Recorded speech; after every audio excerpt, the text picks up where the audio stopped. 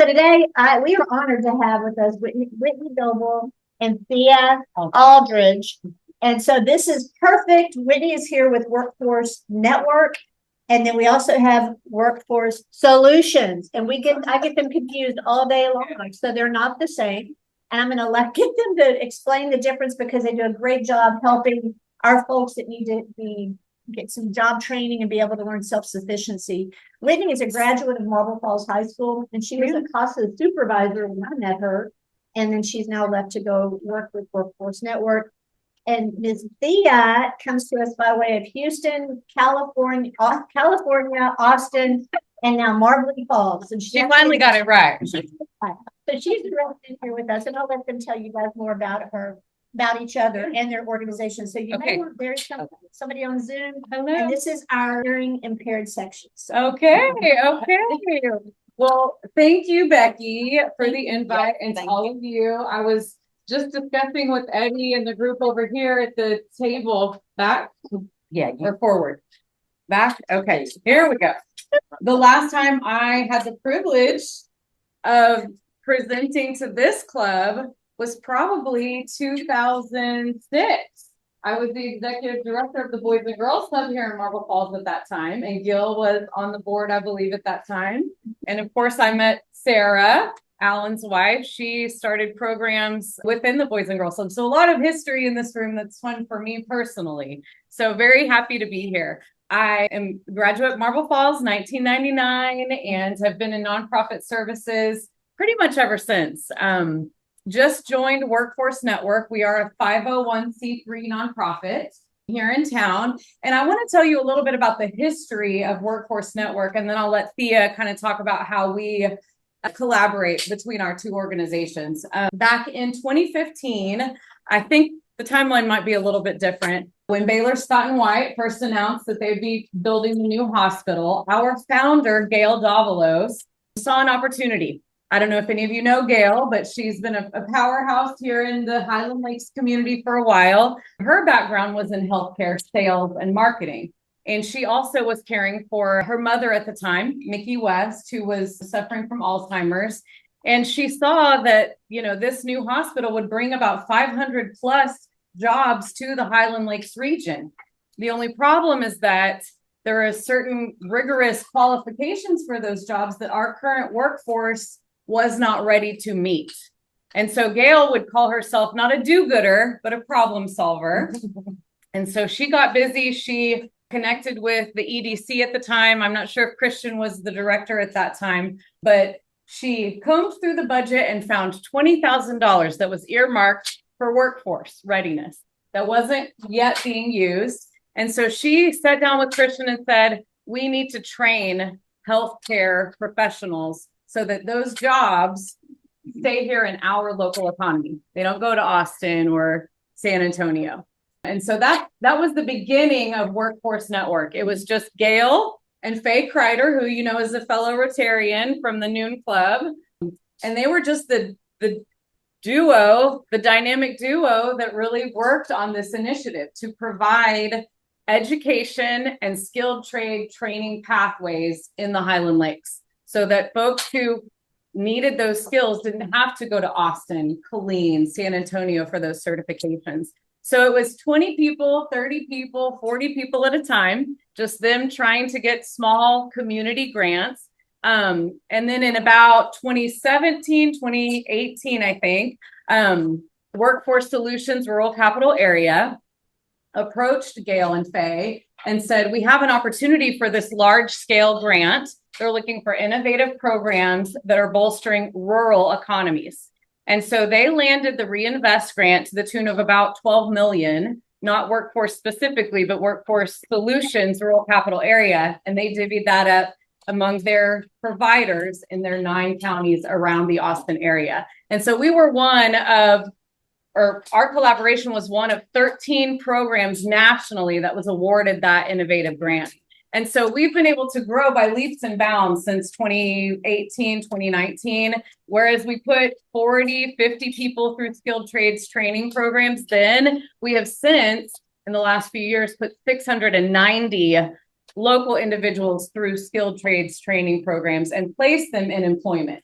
So the eligibility of the grant is simply you have to live or work in Burnett, Blanco, or Llano counties. You have to be 18 plus.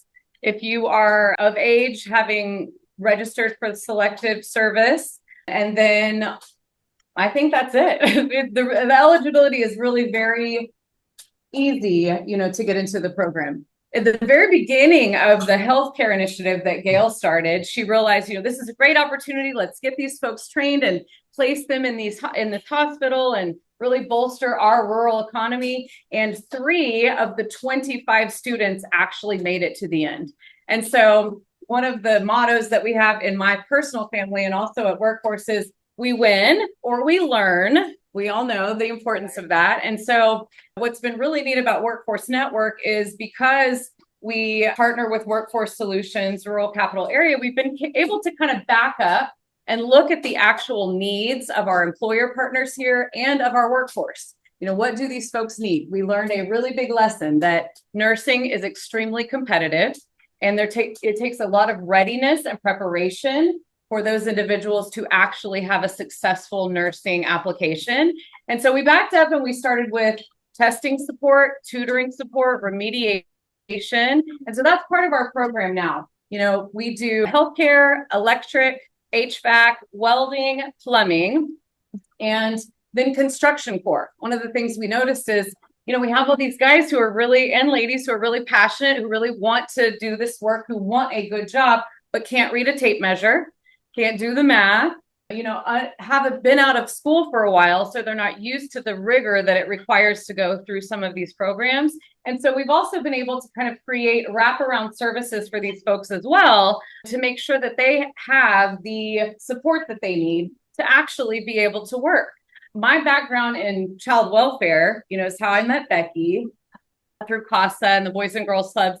And it was really hard for me to get behind the mission of Workforce. It's kind of feels like a step down when you're used to working with children who have so many needs to then read the Department of Labor initiatives. But as I got into this work, I realized this is the foundation of every other social issue, most of them anyway, or at least impacts them, that we have in our local communities. Being able to be qualified to get a good job, keep a good job, and for that good job to provide family sustaining wages impacts our relationships, our parenting, our ability to function, to give back to our community. And so this work is so important to me personally and also to our community. Now, in 2026, excuse me, I have 6 teenagers at home, y'all. Forgive me. 2026, we are really excited to announce that we have been offered a $1.5 million donation to build a local trades training center in Burnett County. So we're very excited. Right now, we rent space. We rent space from the CRC for our administrative offices. We partner with Workforce. And then we also rent some training facilities behind Chick-fil-A on Industrial Boulevard. But we are very excited for what the future is going to bring for skilled trades training in this community. So that's kind of the long and short of it. I didn't really take a breath there, did I?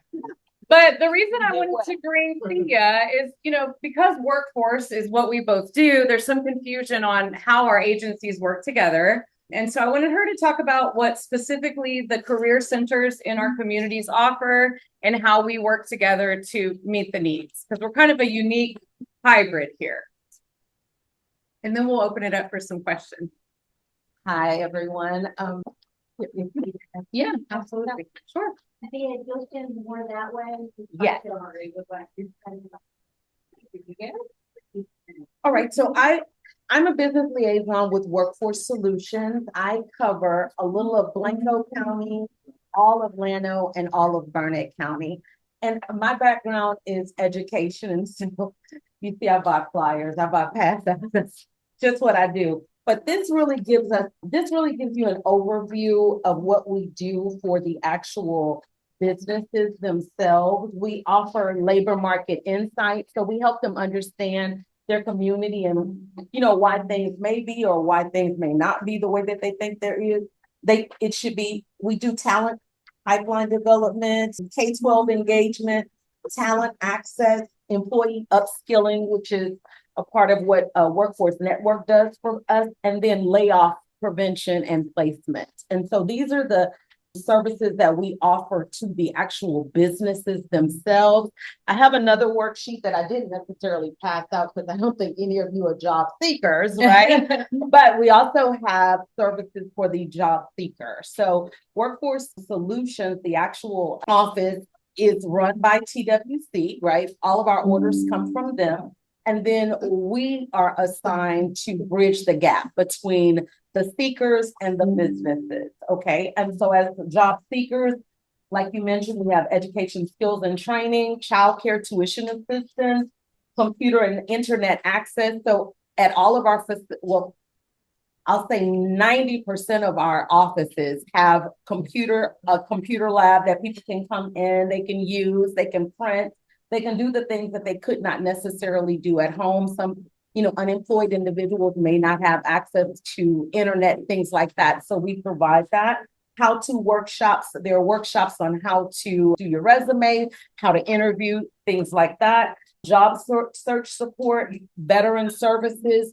Within a lot of the Workforce Solutions offices, there are people from the Veterans Administration that actually work in that office to help veterans transition from the military to the regular workforce. That's a big transition sometimes. And so being able to get them services and help doing that. We also have voc rehab in our offices. So individuals who may have, any barriers to work through disabilities, whether it's they need a hearing aid, they may need help with glass, things like that. We do provide those services and actually buy the hearing aids and things of that nature. And then wage claim and labor information and youth services. So we have this for adults, and then we have the youth. The youth, we call youth ages 16 to 24. We assist them. There are programs where when they're in the program, they get paid stipends, or we pay their actual wages. So employers don't feel like they're obligated to, invest without knowing if that person's going to work out. We do that as well. We pay those wages and give them 3 months to see if they're a good fit. Okay. So those are the services that we offer. I am a business liaison. My job is to bridge that gap, is to talk to businesses, see what they need, and then match. And then if we have individuals who are in our program, who are taking advantage of our skills training and things like that, once they're finished with that skills training, it's my job to connect them to the companies that will take them. And whether that's an on-the-job training, whether that's work experience, if they've never had it, if a person has never worked before, we offer the employer the ability to take them on low risk. We will pay their salary while they're there for up to 3 months. It will just depends on the program, but don't quote me, okay? For 3 months, and then the company then can decide if they want to bring them on. They have the opportunity. We are also really big on the apprenticeship programs. So our workforce board, the board that actually regulates us, there are individuals there that help companies develop apprenticeship programs. So if it's a company who maybe they're a plumbing company and they want to be on that national apprenticeship, we help them with that. There are funds that are given to us to help them up, to get to that level. So I don't know if anyone's paid attention recently, but the federal government has really started to focus on rural areas. And so there's a lot of money being earmarked for rural areas in employment and workforce. Now that's today. Tomorrow it could be different, right? With our current administration, we never know. But the point is, it is available. There is a new initiative now for even entrepreneurs. So if there's a person who has been an electrician working for a company for a long time and they want to actually become an entrepreneur, have their own business, there's now money available where we're actually bringing, I think the program starts in June, where we're bringing them in and we're teaching them, we're partnering with SCORE and other entities to help them actually start and grow their own business. And this is all rural money. And so I guess that's why we're here today, to make you all aware, so that you know if you hear any of these buzzwords in the street, you know, people who need this kind of service, you can send them out. One of the things that I like to mention, because Workforce Network doesn't specifically target high school students, but we get them right after high school, we are kind of talking about how to collaborate on creating a pipeline, you know, from high school to the trades. Because as you know, like, things are changing. AI is really changing the job market for some of these kiddos. A lot of our kids stay at home. They stay in this area. So we're trying to work with the local school districts on providing soft skills.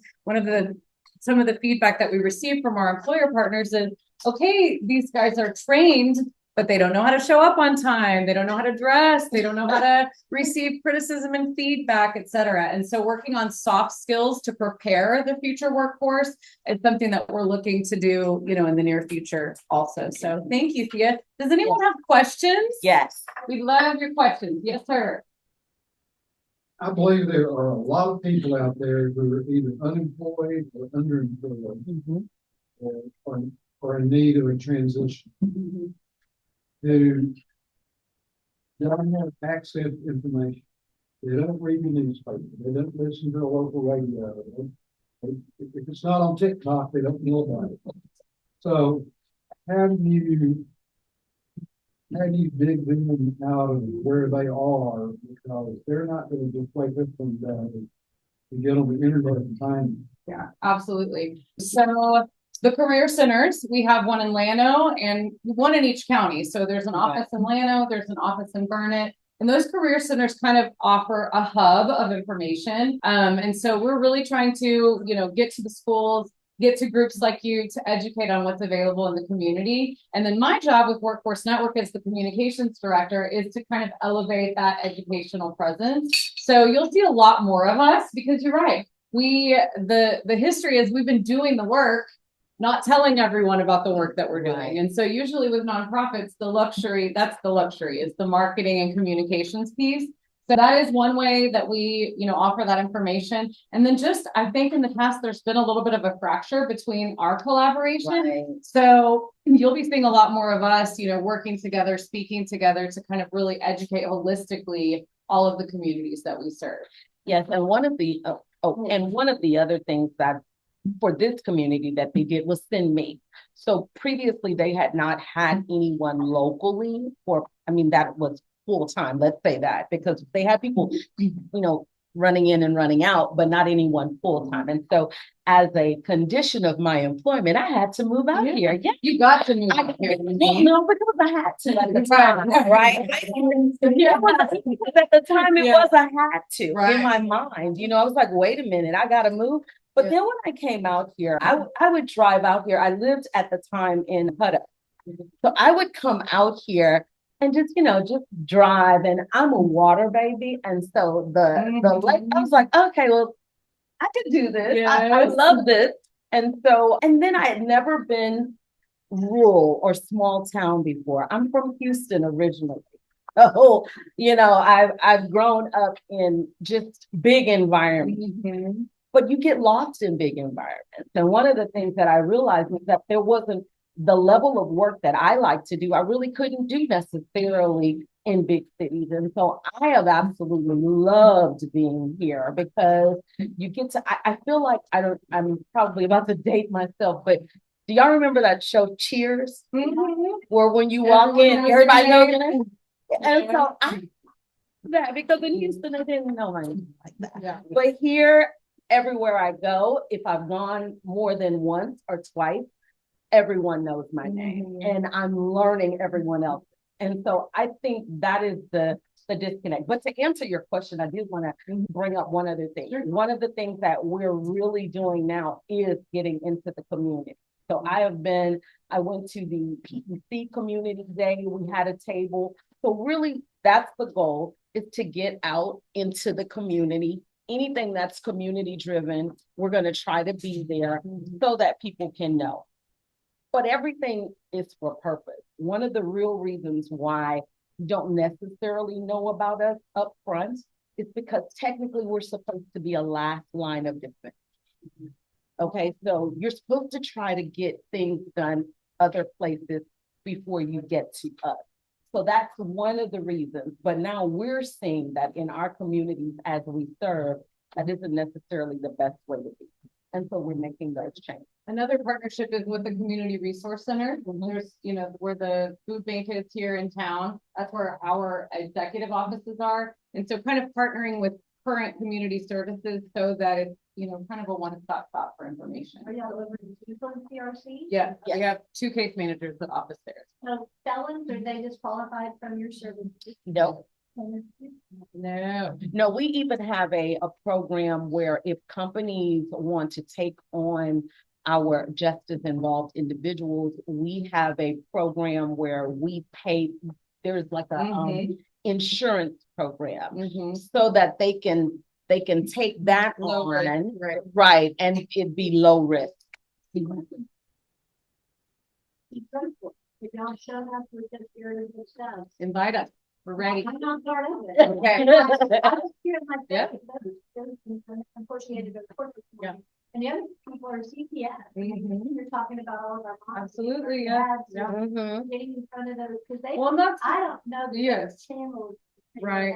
They hear people, some of them just. Well, and that's why the support services are so important and why we are working so well together is because we realize there are barriers to successful, sustainable employment. And it's usually the individual, transportation, childcare, et cetera. And so those are some of the things that Workforce Network with our case managers, when we recruit folks into this program, we assign them a case manager to walk with them through the entire process, to make sure they're attending, to see what's going on if they're not, and to provide those support services as well. Yeah. So yeah, absolutely. Are you familiar with the district judge drug court program? Tell us more. I'm sure we are, but They meet with people who are in drug court. They're on probation, drug and alcohol issues. I see the judge, I don't know if they do twice a month or once a month, okay. Come in and see the judge, good probation on. They all have to have employment, so they need to know that. Absolutely. Those people either are underemployed or are not employed. Right. And the other area for, I like that, justice involved. Yes.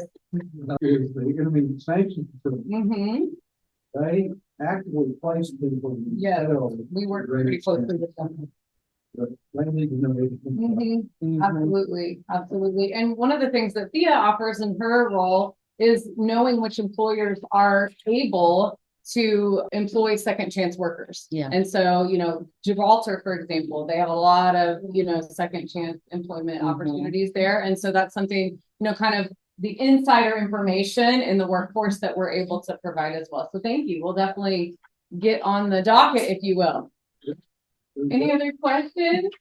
So what are the main business opportunities, employment opportunities for younger people in this area? Is there anything? Yes, big? skilled trades for sure. Healthcare and skilled trades is what we focus on. Thea has a wider variety. But one of the things that, I think there is a little bit of a paradigm shift, thankfully. Before it was, if you're not college bound, then consider skilled trades. And one of the things that we're hearing from employer partners is, some of these master plumbers make $250,000 a year. Yes. A skilled trade is something that AI cannot take from you. And so we're really trying to get into the high schools and work with counselors, guidance counselors on this is a lucrative, viable option for these young people, especially those with ADHD, the ones who don't necessarily do well in a classroom environment, who are better with their hands, et cetera. So we're definitely working on those initiatives in the future for sure.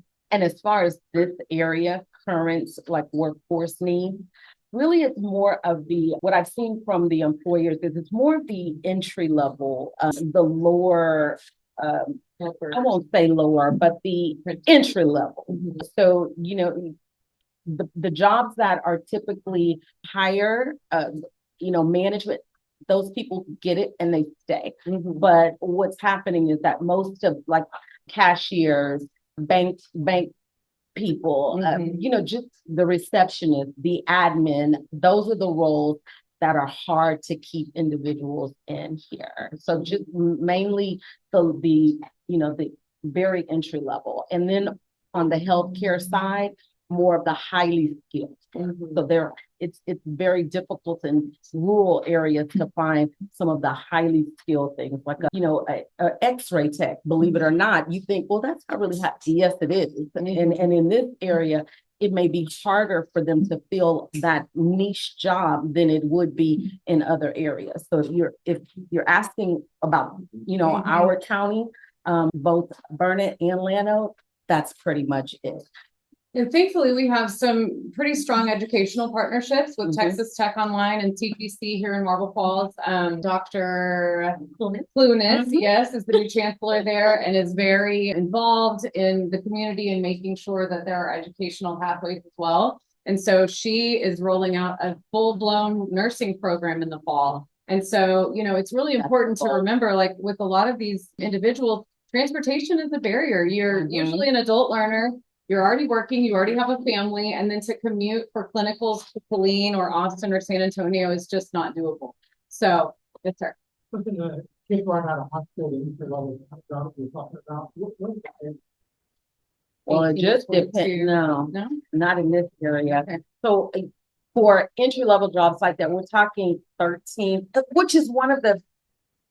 I'm glad you asked that because that's one of the barriers here. Why this area loses people because when you get into Wilco which is not far from here, they pay a lot more, right? So that's some of what I'm talking to businesses about. So we're looking at about $13 to $15 an hour, right? And when you think about it, we have a lot of adults in this area that don't have a lot of training. And so they have to go into those, entry level jobs, but they're not keeping them because they're not paying enough. So that is, kind of the thing that we're into. And so that's why it's so important for WNI to be here to have that upskilling. Yeah. Well, thank y'all so Thank much. you. Appreciate you. Thank you all for the invite. And of course, she knows how to reach us. So if you think of any questions later.